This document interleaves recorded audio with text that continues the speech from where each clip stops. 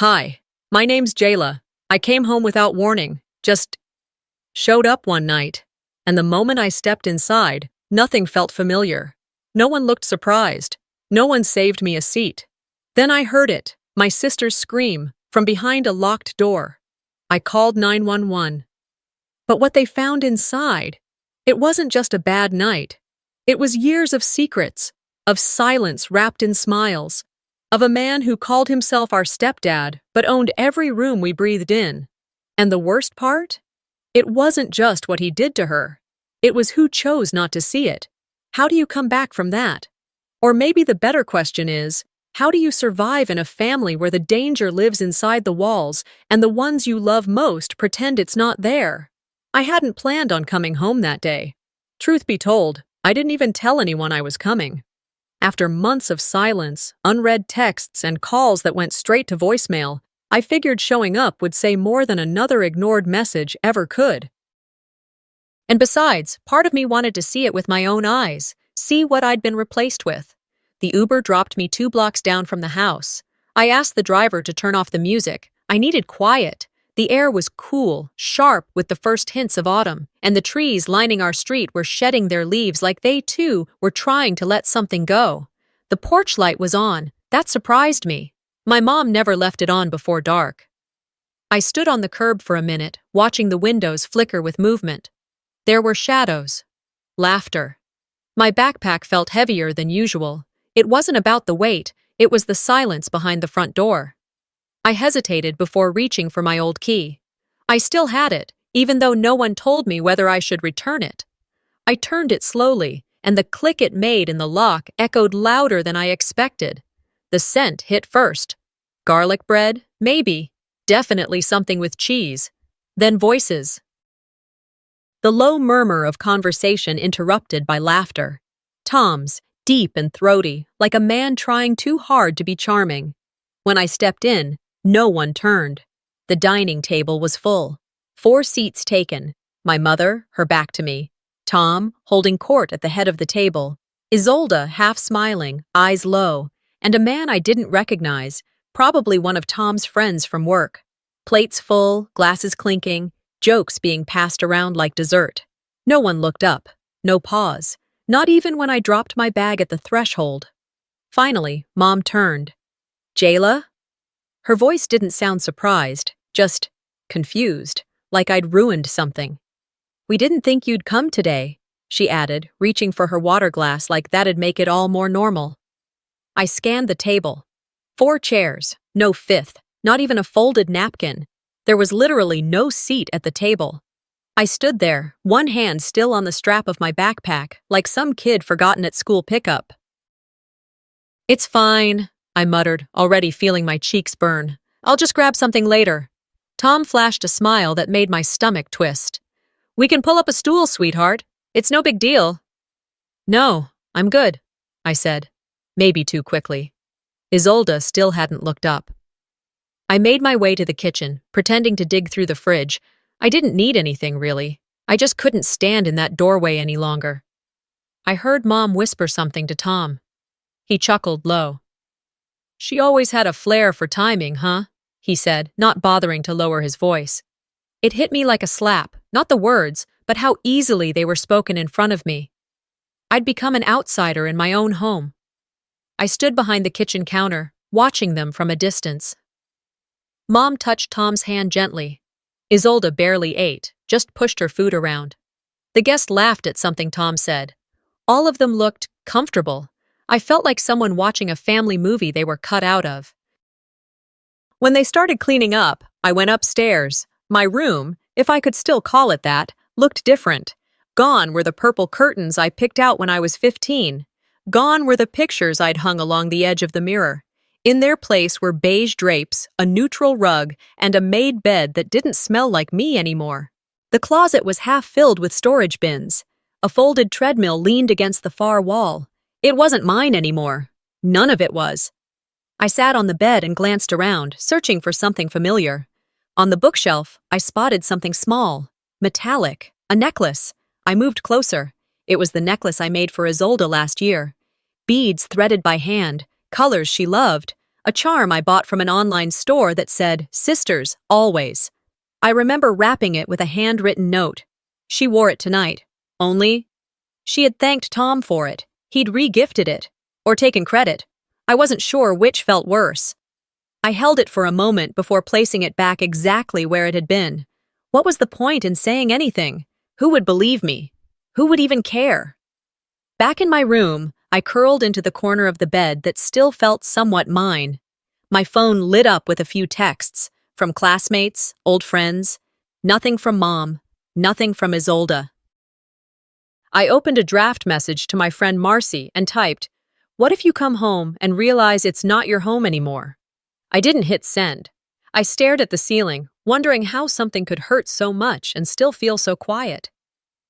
I stayed lying there for a while, the words I typed to Marcy still glowing on the screen of my phone. I didn't send the message. Not yet. Instead, I watched the little dot blink in the text box like it was waiting for me to finish the sentence. Or maybe waiting for me to say something I hadn't dared say out loud. What if you come home and realize it's not your home anymore? It was just after 8.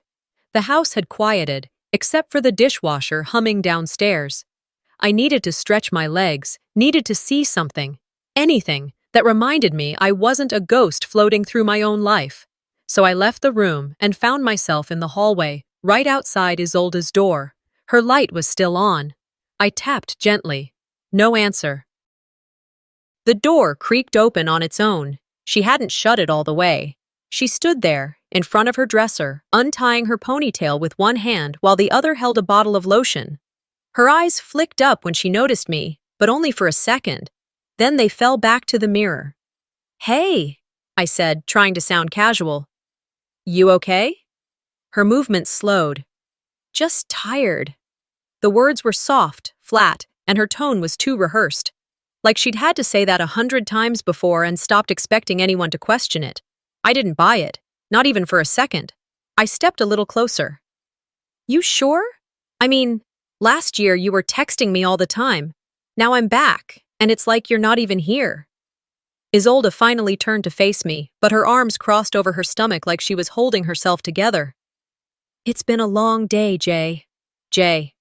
She only called me that when she was trying to end a conversation early. I nodded, biting back the urge to push. That's when the air shifted. Footsteps, heavier ones, approached from the stairs. Tom. He rounded the corner with a mug in his hand, wearing that same half-smile he wore at dinner. "Girls, everything all right?" he asked, tone light, almost amused. Then, placing a hand on Isolde's shoulder with casual ease, he added, "Chit-chat later, okay? Isolde needs to help me review some student essays." His hand didn't linger long, but it was enough. Isolde stiffened beneath it, just for a second, but it wasn't subtle, not to me. She didn't look up, she didn't speak. I didn't say a word either, but I saw it. Tom turned to me. "Don't worry, Jayla. You'll have plenty of time to catch up." He walked her down the hall like a man guiding a marionette. Isolde's eyes never met mine again. I stood alone in that hallway, staring at the place where her shadow had just been. My heart felt heavier than my chest could hold. Back in my room, I sat down on the edge of the bed. I didn't even turn the light on. I just stared at the ceiling fan turning slowly overhead.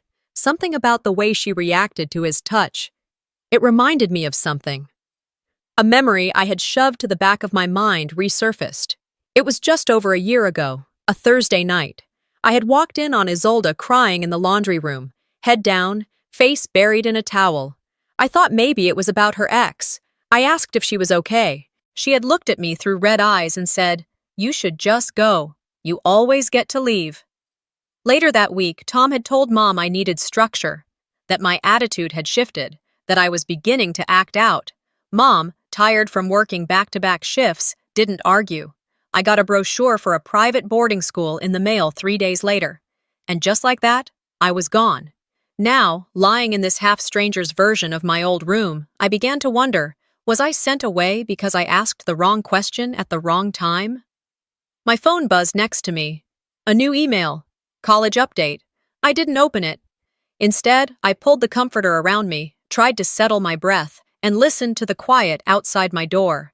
It wasn't silent, not really.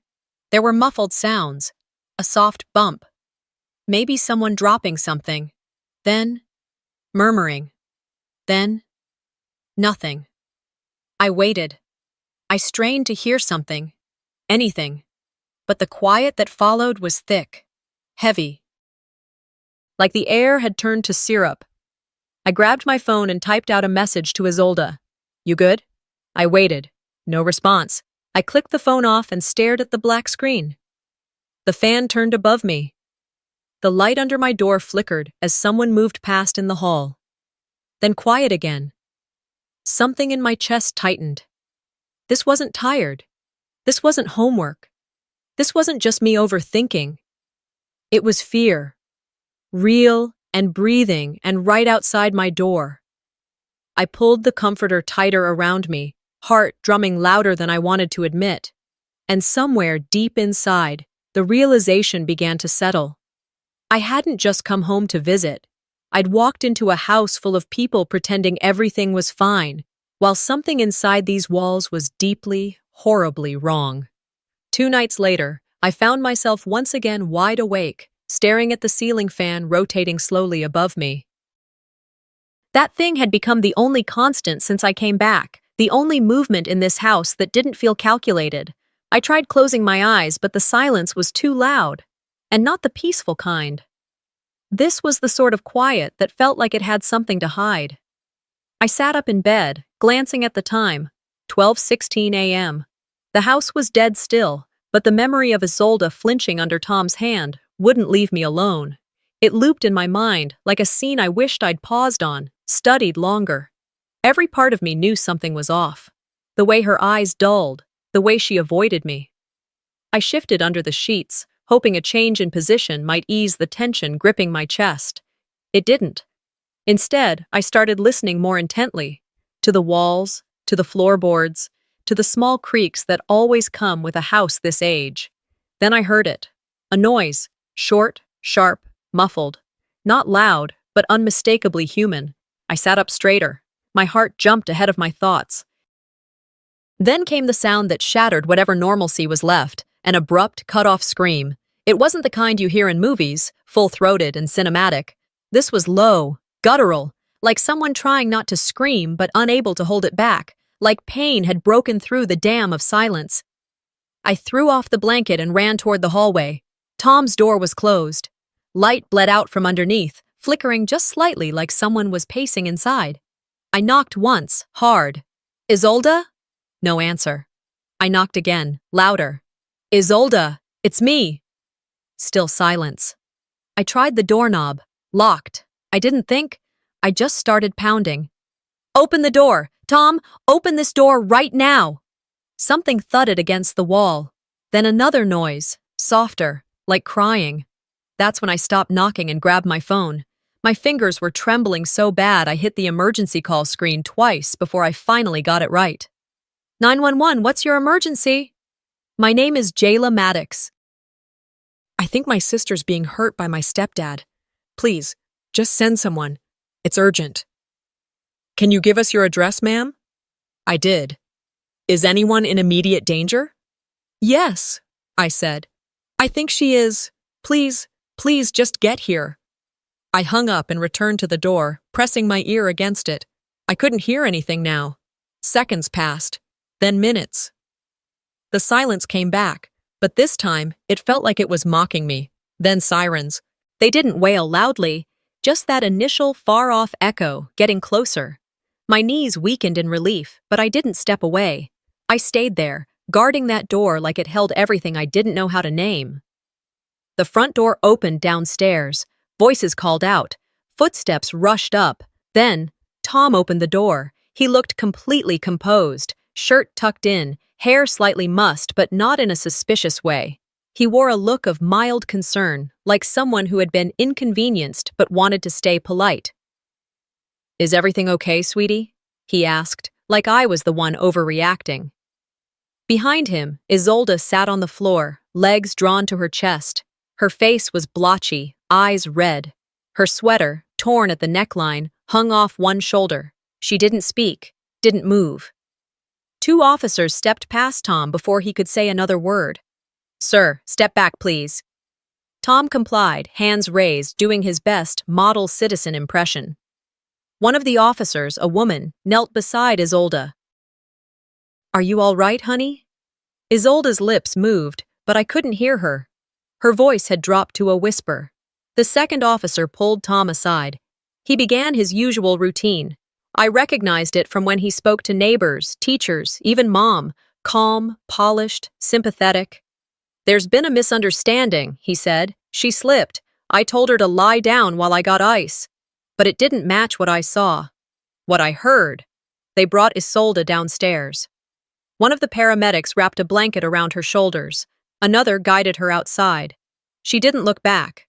I followed but stopped at the threshold. I didn't want Tom behind me. He stepped up, and with the nerve of a man who'd rehearsed his innocence 1,000 times, said, "You made quite the scene, Jayla.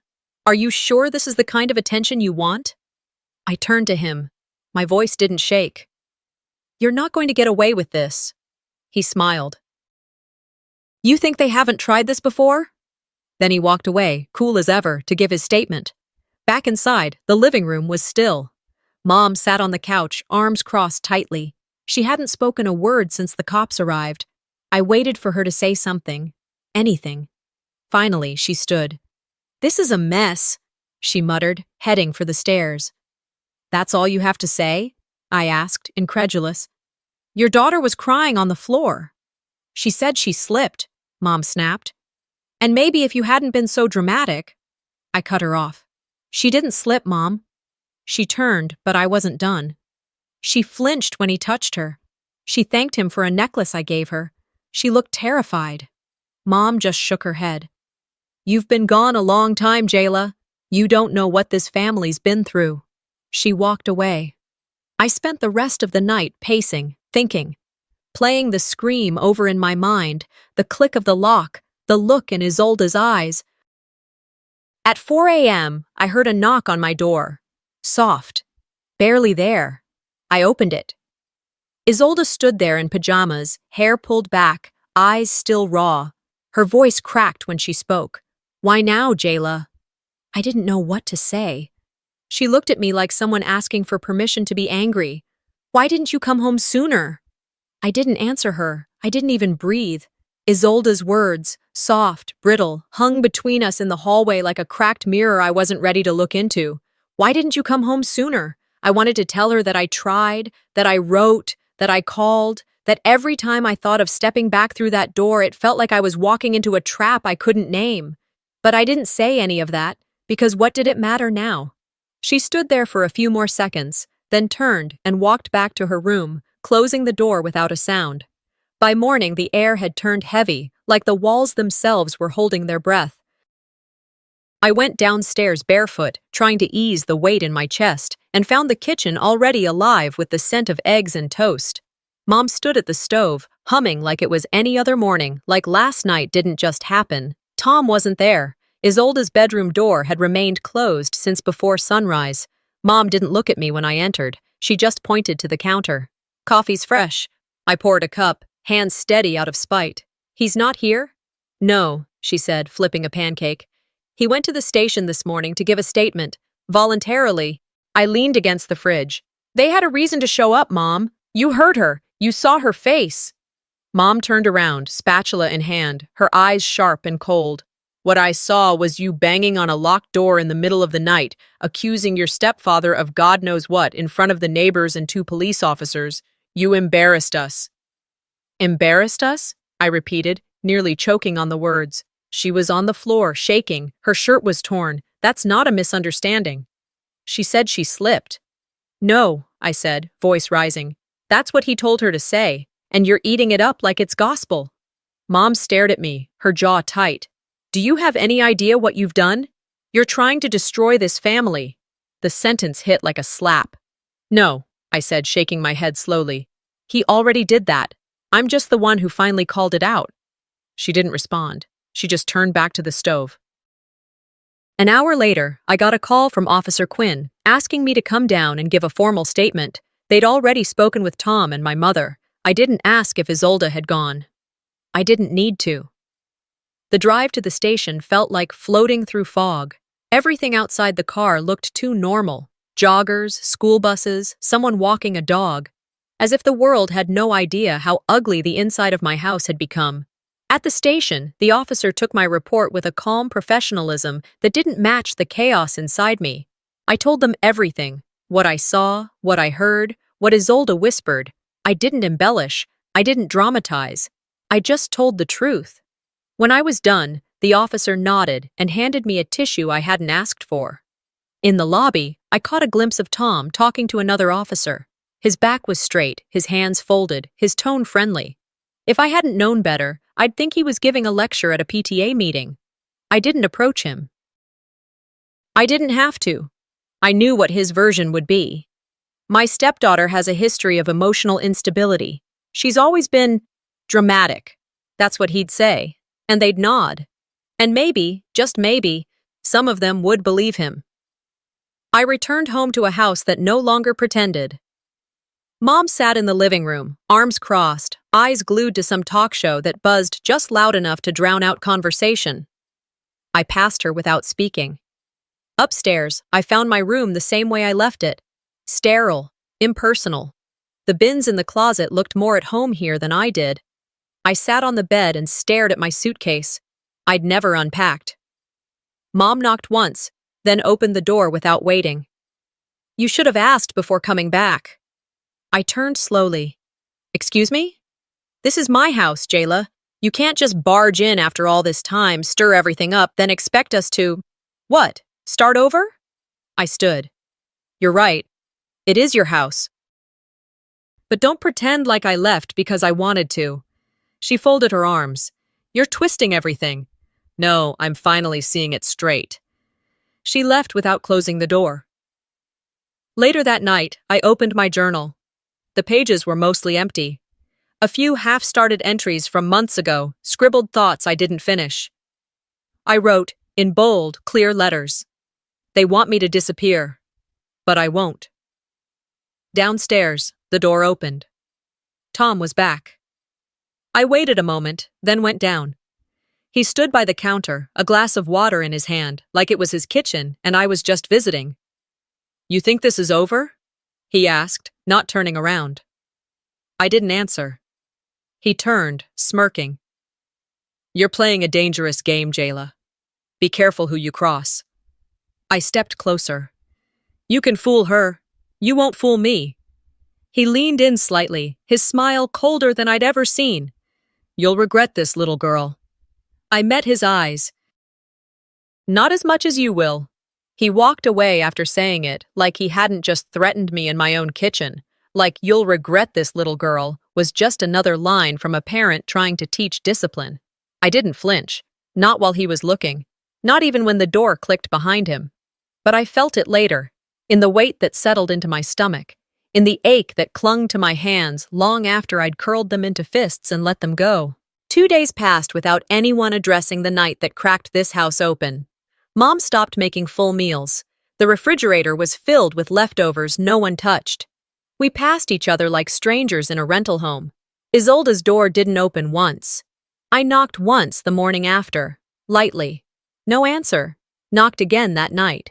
Still nothing. I started leaving short notes. Just a sentence or two.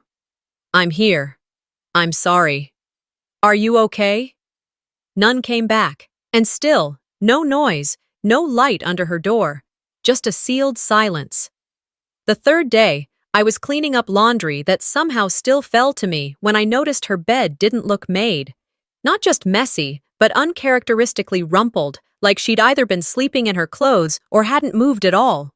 I stood by her doorway, not trying to open it this time. Not yet. I didn't want her to shut me out harder. I just wanted some proof that she was still herself, still reachable.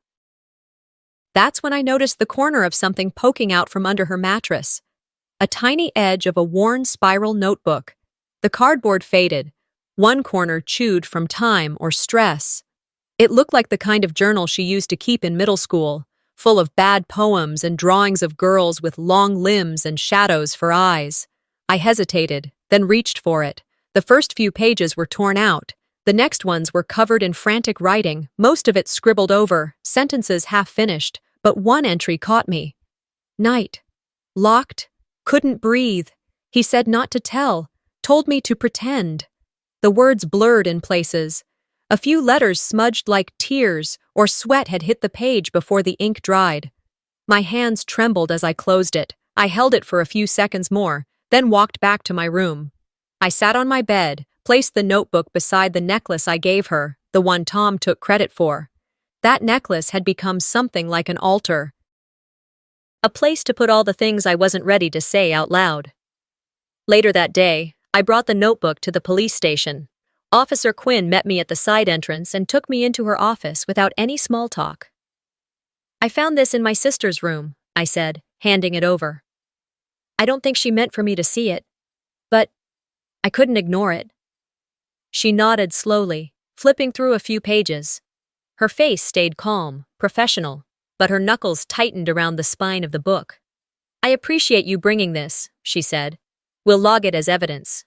She paused, then added, We also recovered the camera we discussed, the one Tom installed in the hallway, supposedly for security. And? I asked. She sighed. Footage was wiped. Hard reset on the device. Could have been a malfunction, but we're treating it as intentional. I swallowed, the taste of defeat sharp on my tongue. So, what now? We build a case, she said. Even without that footage. It's harder. But not impossible. I nodded and left the station, gripping my coat tighter around my shoulders, even though it wasn't that cold. That evening, I noticed a shift in the air at school. Not everyone knew, of course, but some did. The counselors, for sure. A few teachers. Word travels fast in small communities, especially when you're not trying to make it travel at all. During fourth period, a counselor pulled me aside. Miss Finch, young, awkward, new. She smiled in that overly cautious way people do when they think they're helping but really just want you to sit down and stop making things complicated. I just wanted to check in, Jayla, she said. We've noticed you seem withdrawn. Is everything okay at home? I gave her a look. Define okay. She cleared her throat. Your stepfather. He reached out, expressed concern. Did he? I said, already knowing the answer. Yes, he said you've been struggling since coming back. That maybe you were reacting to unresolved grief. Your father. My jaw locked. Don't talk about him. She blinked. Sorry. I didn't mean. I stood up. I'm fine. You don't have to go through this alone. I turned at the door. I already am. Later that night, as I sat on the edge of my bed trying to process it all, I thought about how the system protects people like Tom. People who smile right, dress right, speak like they're always in control. People who know exactly how far they can push and still get away with it. I knew it wouldn't end here. That he wouldn't let it. I checked Isolde's door. Still closed. I took a sticky note from my desk and wrote carefully. You don't have to talk. Just listen. I believe you. And I'm not leaving. I slipped it under her door and went back to my room. Back to the notebook. Back to the necklace. Back to the place where hope and fury coexisted like old roommates forced to share a bed again. A week slid by, thick with tension that clung to the walls like smoke. I woke every day to the same silence, moved through the house like an unwelcome guest, and went to sleep in a room that still didn't feel like mine. But I stayed. I needed to be a presence, even if I wasn't being heard. And the note I'd slipped under Isolde's door remained untouched, not folded, not moved, not acknowledged. Still, I left another the next day, and the day after that. At school, I started feeling the shift, not overt, not outright, but subtle. Whispers as I passed, eyes that didn't linger long enough to be obvious, but didn't look away fast enough to pretend they weren't watching. People knew something, or at least they thought they did. It was Wednesday when the guidance counselor called me in. Ms. Ralston, late 40s, with a wardrobe that tried too hard to blend in, and a voice that sounded like she was always on the edge of apologizing for existing. Jayla, honey, do you have a minute? I followed her into the office, sat across from her at a round table with a stress ball in the middle. The blinds were drawn. It felt like being invited into a conversation where the outcome had already been decided. She folded her hands. I just wanted to check in. Things at home. We've heard there's been some tension. I said nothing. She continued. Sometimes, when we go through changes or feel unsupported, it's easy to project our discomfort onto those around us, even those who care about us deeply. My jaw tightened. You think I made this up? She blinked. No, that's not what I'm saying. But that's exactly what you're saying. I'm saying trauma can look different in different people. Maybe what you're experiencing isn't exactly what's happening. Emotions are powerful. I didn't hallucinate the police showing up at my house, I snapped. I didn't imagine my sister crying in a corner. Mrs. Ralston shifted in her seat, still wearing that patient look that made me want to break something. We're just trying to make sure you're supported, she said, and that you're not letting personal grief cloud your perception. Personal grief. She meant my dad. I stood up. I'm good. Thanks. I walked out of that room shaking, not from fear, but from rage so hot it made my fingers go numb. That night, I watched as the rumors exploded. An anonymous blog post popped up, accusing me of being an attention seeker, someone who'd always created chaos.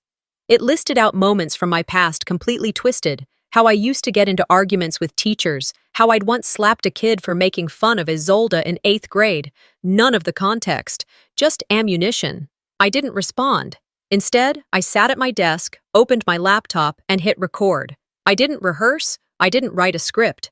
I looked directly into the camera and said, I'm not here to prove anything. I'm here to speak because no one else is. I talked about silence, about the way abuse hides not in screaming, but in quiet glances, in the way people flinch when no one else notices, in the way girls are taught not to cause a scene. I didn't name names. I ended it with a question. If no one listens, will you still speak? I uploaded it anonymously. No tags, no identifiers, just truth. The next morning, it had 50 views. That night, 300. By the weekend, it hit over 1,000. The comments started slow. My sister went through this, too. I didn't say anything when I should have. I'm sorry. I believe you. That Monday, I brought Isolde's notebook to Ms. Cartwright, my old English teacher. She was the one who got me into writing, who once told me that words, when placed right, could tear down walls. I handed it to her, explained what it was, what I thought it meant. She flipped through the pages, her eyes scanning the smeared ink, the frantic handwriting. Then she looked at me with a sadness that didn't belong in someone who once called herself a protector. I'm sorry, she said. It's just not enough. These are incomplete thoughts. There's no context. It wouldn't hold up as anything more than personal reflection. I stared at her. She wrote, he said not to tell. What more do you need? She shook her head. It's not about what I need. It's about what's admissible. I left the classroom more disappointed than surprised. That night, I got a text from Officer Quinn. Don't stop. The more you speak, the more cracks you make. And somehow, that meant more than any teacher's apology. I scrolled through the comments on the video again. One caught my eye. He's done this before. You're not crazy. Check Oak Ridge Middle, 2015. It came from a private profile. No name, no picture. I read it 3 times, then closed my laptop and stared at the ceiling. If what that message said was true, this wasn't just about me, or even just about Isolde. It was bigger, deeper, and I wasn't going to stop now. After reading that comment, check Oak Ridge Middle, 2015, I didn't sleep, not even a nap. I spent most of that night curled up on the edge of my bed with the light from my laptop burning into my eyes and my heart trying to stay steady against the rising tide of rage.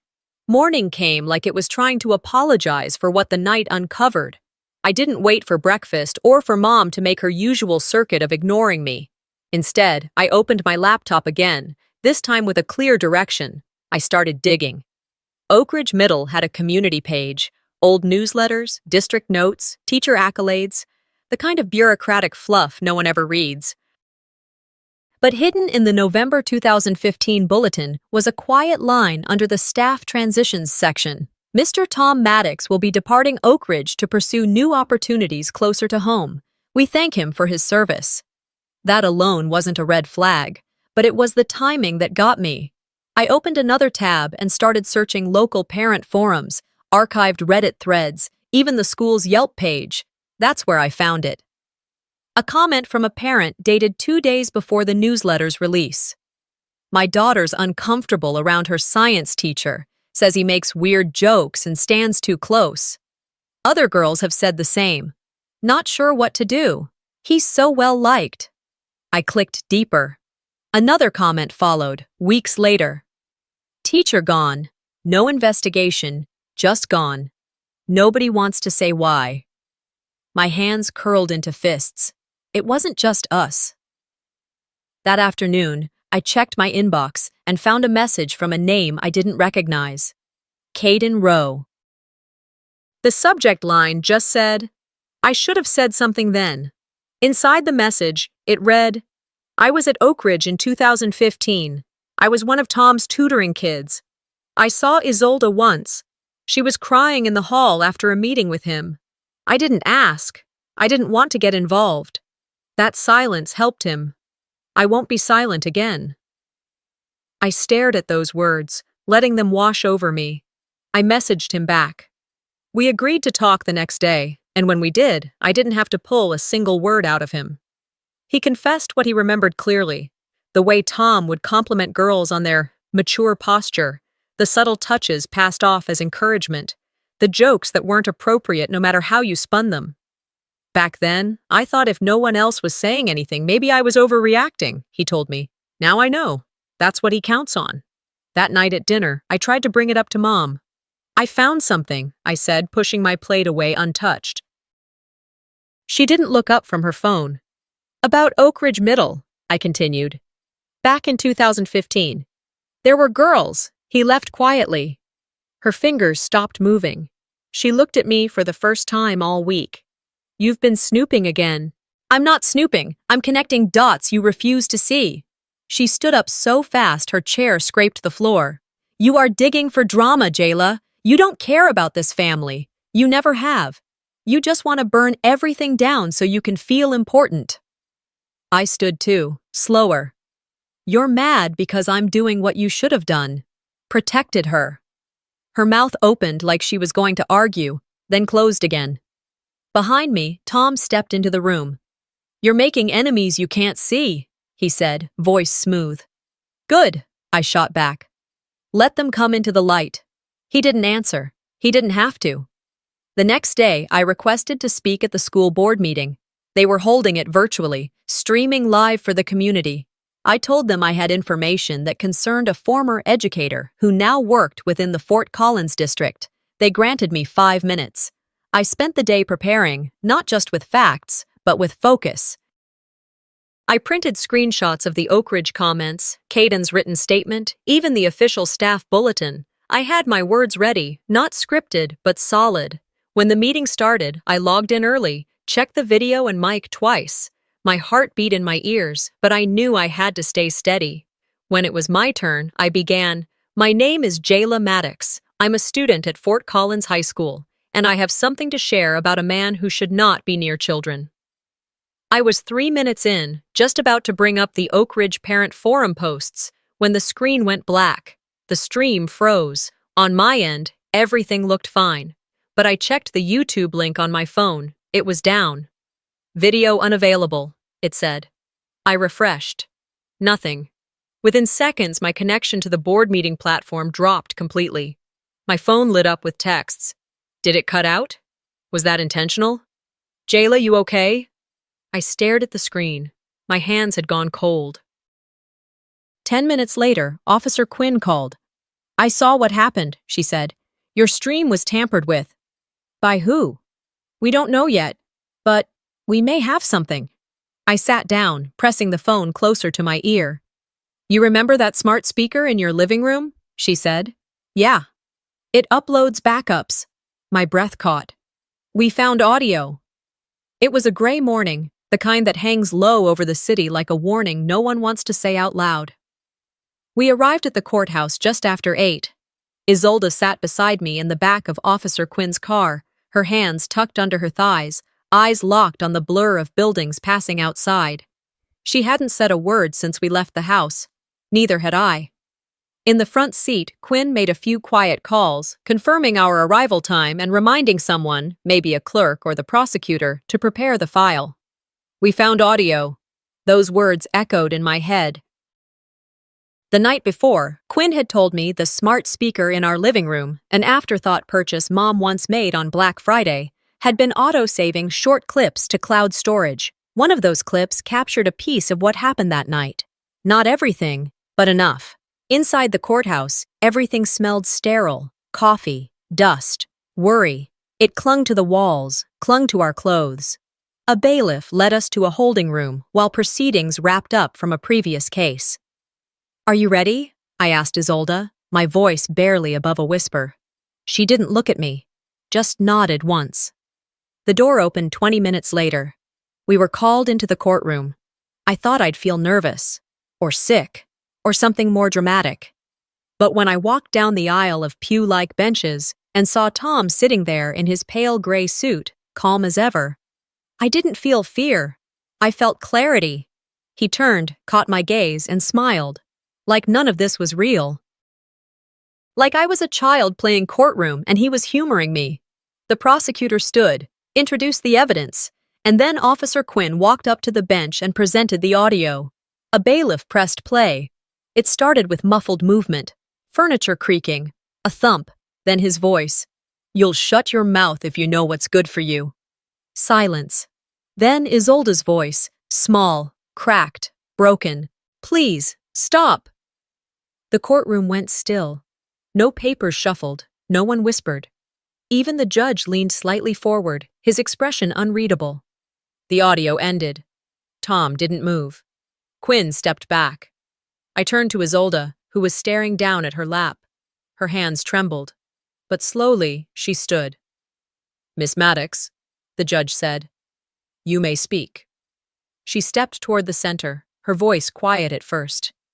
"He said no one would believe me." She glanced at Tom, then at Mom, who sat 2 rows back, frozen. "He said I was imagining things, that it was my fault when he came into my room, that if I said anything, I'd be responsible for tearing the family apart." She paused, swallowing, her chin lifted. "But Jayla believed me. She was the only one who did. And that saved my life." For the first time, she looked at me, her eyes full of pain, but also something steadier, something healing. She believed me first. The judge gave a brief nod, then turned to the prosecution. Mom stood, and her hands shook as she spoke. "I chose comfort over truth," she said. "I didn't want to see it. I didn't want to believe my home could be poisoned from the inside. And because of that, my daughters suffered. I'm sorry, I was wrong." Then, without prompting, she walked to the clerk and handed over a document. I didn't need to read it to know what it was. Divorce papers. When the judge read the sentence, he didn't raise his voice. He didn't have to. "Thomas Maddox, you are hereby sentenced to 35 years in prison. You will not be eligible for parole for 20. Tom stood still as the bailiff approached. His expression didn't change, not even when the cuffs clicked shut around his wrists. As he was led past us, he looked at me one last time. No words, just that same quiet, smug smirk he wore the first day he met us. But this time, I didn't look away. Outside the courthouse, reporters crowded the steps, microphones, cameras, questions. Isolde stepped forward before they could speak. "My name is Isolde Maddox," she said, loud enough for the cameras to catch, but steady, strong. "But from today forward, I choose to be Isolde Hart, after my father, and this," she reached for my hand, gripping it tightly, "this is the only family I trust." They tried to ask more, but she didn't give them time. We walked down the steps together, shoulder to shoulder. That evening, back at the house, Mom moved slowly through the living room, clearing out anything of Tom's. Trophies, certificates, framed awards. The last to go was the wedding photo. She hesitated a moment, then dropped it into a cardboard box and taped it shut. "I should have known," she said softly. "I think part of me did. But knowing and admitting aren't the same." I said nothing. Just let her speak. "I'll spend the rest of my life trying to fix what I broke." "You don't have to fix it alone," I said. We sat in silence for a while, the soft buzz of the heater humming through the vents. The worst was over, but the weight of what we'd survived would take longer to leave. Still, it was a start. The press conference ended before noon, but it was well past dusk by the time we finally made it home. Home was a stretch, not in the sentimental sense, but in the physical one. Our new place was barely more than a second-floor rental above a worn-out dental office. The waiting room chairs below us creaked louder than the heater in our apartment, which was saying something. The blinds didn't fully close, and the linoleum near the sink had peeled into a corner that refused to stay down. But the rent was affordable. And for the first time in what felt like years, the quiet didn't feel like something to fear. It had been a month since the verdict, a month since the courtroom walls bore witness to truths too long buried.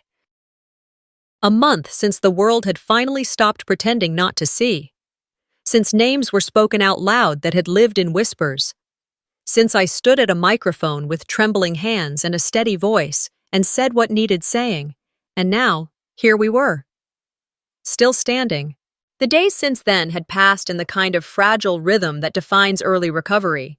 Some days felt like progress, bright, still, promising. Others were jagged, brittle, prone to crumbling at the slightest reminder of the past. But even then, the pieces of our lives were starting to settle into place. Maybe not neatly, and definitely not without cracks. But still, they were settling. One breath, one step at a time. Inside the apartment, Mom, Melvina, was in the kitchen.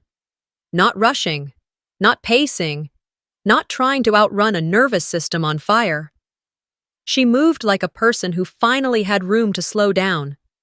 Her gestures were small and deliberate, the kind you don't notice unless you've seen what chaos does to a body.